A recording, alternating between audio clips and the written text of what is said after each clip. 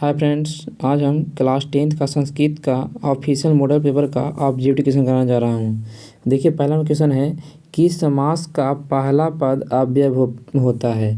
तो किस समास का पहला पद अव्यय होता है? तव्ययी भाव समास का पहला पद अव्यय होता है। अगला क्वेश्चन है कौन, बताइए कौन कीचड़ में फंस गया। बताइए कौन था जो कीचड़ में फंस गया था? तो बाघ नहीं फंसा था, न सीप फंसा था, न सांप फंसा था, यह फंसा था पाथिक। कौन फंसा था? पाथिक।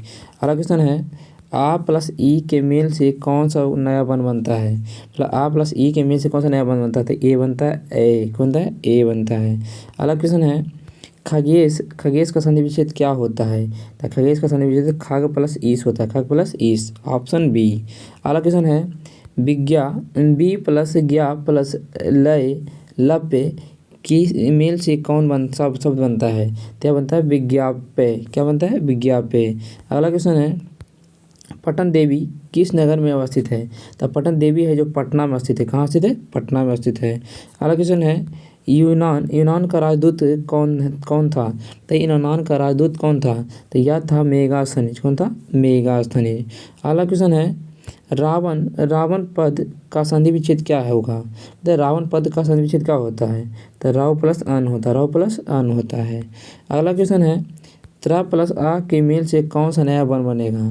तो रा बनता है। क्या बनता है? रा बनता है। अगला क्वेश्चन है भारतीय संस्कृति में कितने संस्कार होते हैं? तो भारतीय संस्कृति में 16 संस्कार होते हैं। कितने संस्कार? 16 संस्कार होते हैं। अगला क्वेश्चन है जन्म से पूर्व कितने संस्कार होते हैं? तो जन्म से पूर्व 3 संस्कार होते हैं। कितने संस्कार? 3 संस्कार। अगला क्वेश्चन है किस पद में बी उपसर्ग नहीं है? बताइए इनमें से कौन है जिसमें बी उपसर्ग नहीं है? तो वेद में बी उपसर्ग नहीं है। अगला क्वेश्चन है पथिक किसके द्वारा पकड़ कर खाया गया था? मतलब पकड़ कर खाया गया। तो यह बाघ के द्वारा पकड़ा गया था। बाघ के द्वारा पकड़ा गया था।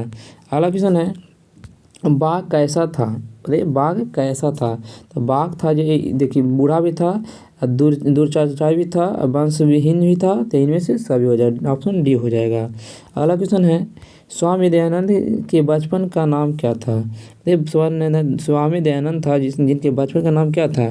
जिनका नाम था मूल शंकर। क्या था? मूल शंकर। अगला क्वेश्चन है नीति नमति किस लकार का रूप है? जो नमति है जो किस लकार का रूप है? तो यह है लट लकार का। कर से लट लकार का रूप है। अगला क्वेश्चन है राम मंदाकिनी को शोभा किसे देखा रहे हैं? तो ये बताया जा रहा है कि राम मंदाकिनी को शोभा किसे देखा रहे हैं। तो यह देख रहे थे किसके? तो यह लिख रहे थे सीता को। सीता को किसको? सीता को। अगला क्वेश्चन है रघुवंश महाकाव्य की रचना कौन है? बताइए रघुवंश है जो महाकाव्य है कि रचना कौन है? तो यह है कालिदास है। कौन है? कालिदास है। अगला क्वेश्चन है सबसे बड़ा शत्रु कौन है? इनमें से बताइए कि इनमें सबसे बड़ा शत्रु कौन है? तो इनमें सबसे बड़ा शत्रु हो जाएगा आलस्य। क्या होगा? आलस्य हो जाएगा। सबसे बड़ा शत्रु क्या होगा? आलस्य है। अगला क्वेश्चन है कौमुदी महोत्सव जैसा दृश्य किस अवसर पर दिखाई पड़ता है? तो यह छठ पूजा में नहीं दिखाई पड़ता है, न दुर्गा पूजा में दिखाई पड़ता है, न बसंत पंचमी में दिखाई पड़ता है। यह दिखाई पड़ता है दीपावली के दिन। किस दिन? दीपावली के दिन। अगला क्वेश्चन है कौन सा भूमि पवित्र और ममतामयी है? बताइए ममतामयी है। तो यह कौन सा है? तो भारत भूमि है जो ममतामयी है। अगला क्वेश्चन है देवगण क्या गाते हैं? बताइए देवगण क्या गाते हैं? तो यह सब गाते थे गीत। क्या गाते थे? गीत गाते थे। अगला क्वेश्चन है द्रव्य नीति की रचनाकार कौन है? द्रव्य नीति का रचनाकार कौन है? तो यह है दिवुर। क्या है?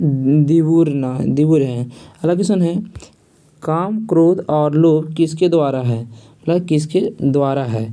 तो यह है नरक के द्वारा। किसके द्वारा है? नरक के द्वारा है। मतलब बोला जा रहा है नरक के कितने द्वार? 3 द्वार होता है। पहला होता है काम होता है, दूसरा क्रोध होता है और तीसरा लोभ होता है। यह तीनों नरक के 3 द्वार होते हैं। तीनों का नाम लिख दिए हैं। पहला के काम, दूसरा के क्रोध हो जाएगा, तीसरा के लोभ है। तीनों नरक के द्वार हैं। अगला क्वेश्चन है अगला क्वेश्चन है सूखा हुआ क्या है? तो बोल रहा है सूखा हुआ क्या है? तो यह क्या है? तो यह है अहिंसा। क्या है?